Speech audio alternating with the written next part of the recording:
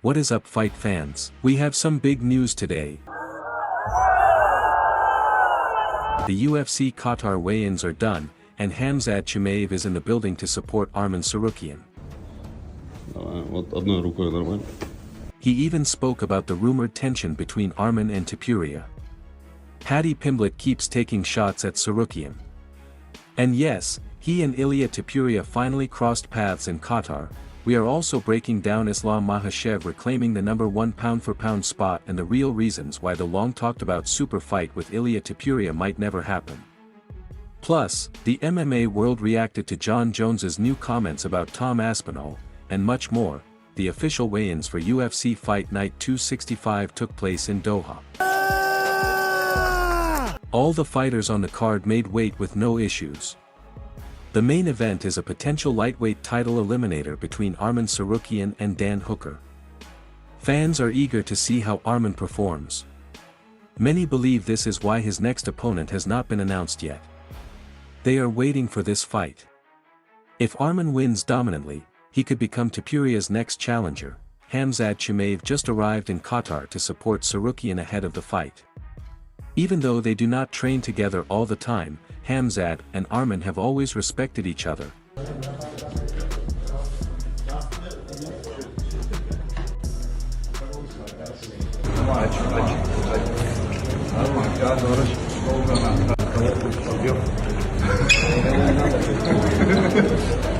can see Khamzat watching Arman's training closely, giving him advice, and keeping the energy high. When Tsarukyan is preparing for a dangerous opponent, having someone like Khamzat around really boosts his confidence. Fans love seeing that connection.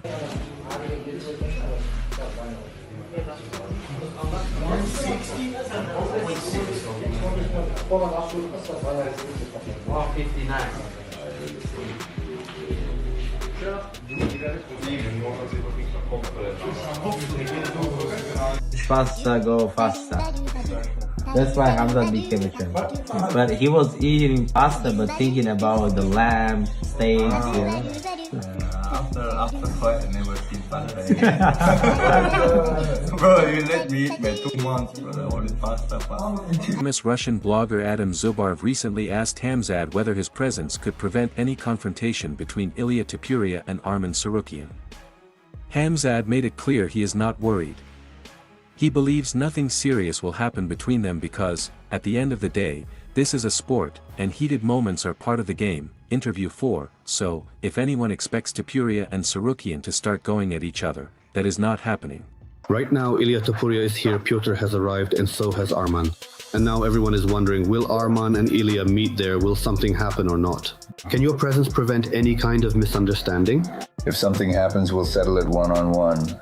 We won't beat up anyone else unnecessarily. Everything will be one-on-one. No, I don't think I hope nothing like that will happen. This is sport, and we need this kind of hype. We need big fights, so they're doing the right thing, promoting their fight. Maybe it will happen in the future. Even with Topuria and Paddy Pimblett meeting each other, they just exchanged a few friendly words and nothing more. Dustin Poirier versus Justin Gaethje. Poirier. Poirier versus Eddie Alvarez. Poirier. Poirier versus Michael Chandler. Poirier. Poirier versus Donald Cerrone. Poirier. Poirier versus Tony Ferguson. Poirier.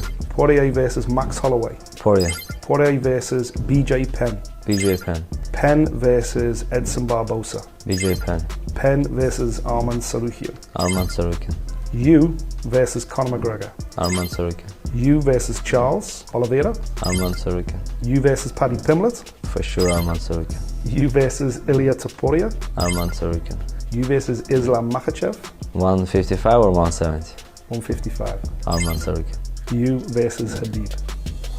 Khabib. What's up, man? You alright? Yeah, man. Come on, chill it, so calm down. Okay, let's just leave it like that.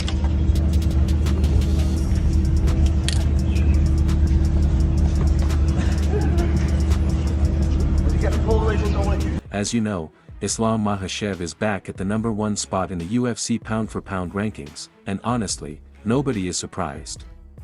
After winning his second belt and becoming a double champion, his career looks more impressive than ever. Fans are already talking about what comes next. Some want him to continue dominating at welterweight. Others want him to return to lightweight and chase another belt. But the biggest conversation right now is a possible fight with Ilia Topuria.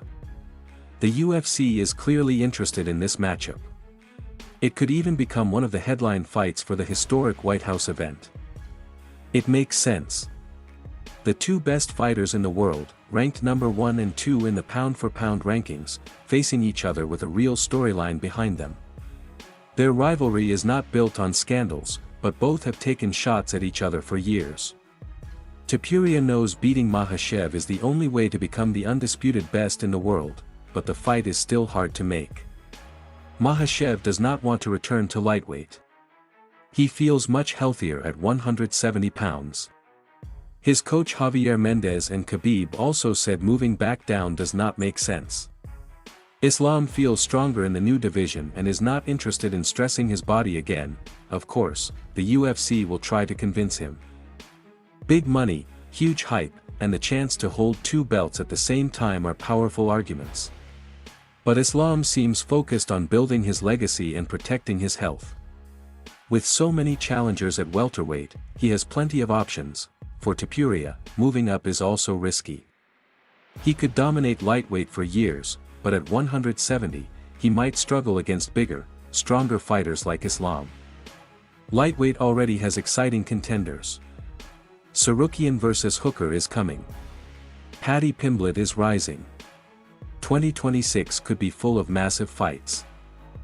Ilia has not defended his title at 155 pounds. I don't think he should be granted a title shot at 170 pounds. If Arman Sarukian is able to get this finished within a couple rounds, he's next for that title shot. Of course, Ilia's chasing Islam. Unfortunately, Islam is a welterweight now. So it's a hard case to say, hey, I want to go and be a 3-division champion without defending this belt over here and then just moving up. That's hard for the company to do because now not only do you leave a hole in one division, you leave a hole in 3 different divisions.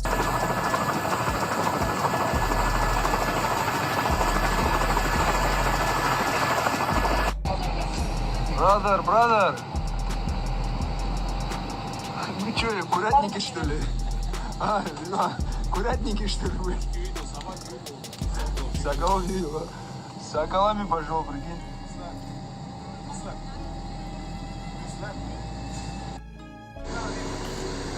Все, по кайфу здесь. Ислам, ты с тобой, да, эти Пушецкие? Прикинь, у них у каждого свое место есть. По-моему, они даже лучше места, чем мы сидим, не?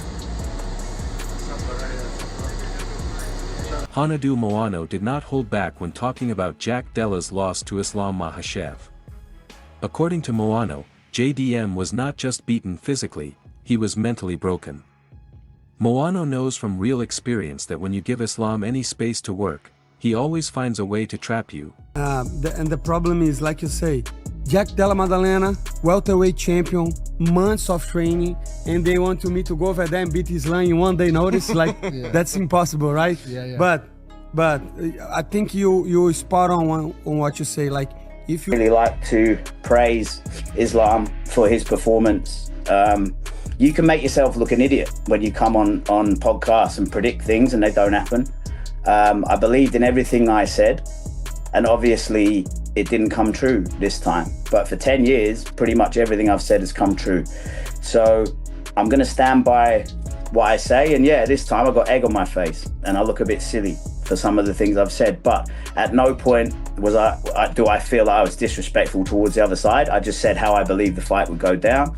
And they put together a masterful game plan. And Islam executed that game plan to perfection, and I can give them nothing but props. Hayes Young, a rising amateur MMA fighter, recently shared what makes Dagestani fighters so different after training with them in New Jersey. According to him, the first thing you notice is the mentality. They train like every session is a real fight.